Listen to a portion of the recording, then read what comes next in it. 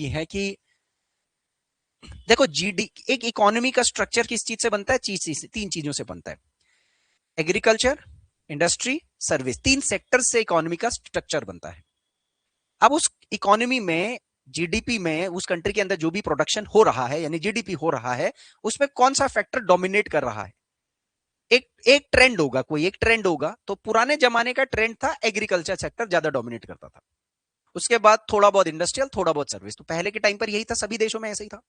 जैसे देश डेवलप्ड होने लगता है, बढ़ता है आगे, तो एग्रीकल्चर सेक्टर का कंट्रीब्यूशन कम होता जाता है और इंडस्ट्रियल सेक्टर का बढ़ता है धीरे धीरे करके।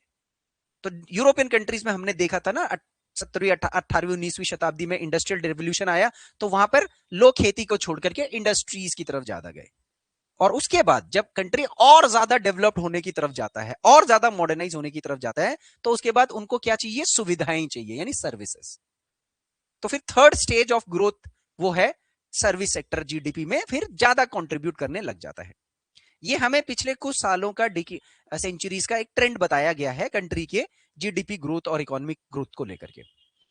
अब इस चीज को कहते हैं स्ट्रक्चरल चेंज। इसको क्या बोला गया है? Structural change. यानी कि आज इकोनॉमी में ये स्ट्रक्चर डोमिनेंट है, थोड़ा आप और आगे बढ़ोगे तो फिर ये सेक्टर, आज जैसे आप स्टार्ट करोगे एग्रीकल्चर सेक्टर से, फिर आपका इंडस्ट्रियल सेक्टर जीडीपी में बढ़ावा देगा, तो स्ट्रक्चर चेंज हो गया एग्रीकल्चर से इंडस्ट्री।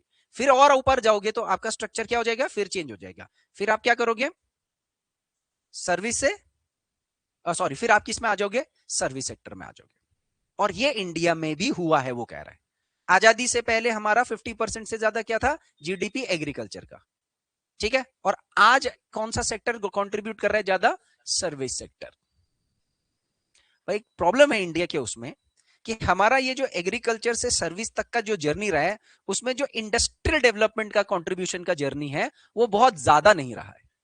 हमारा एक स्विच हुआ है एग्रीकल्चर से सीधा सर्विस पर।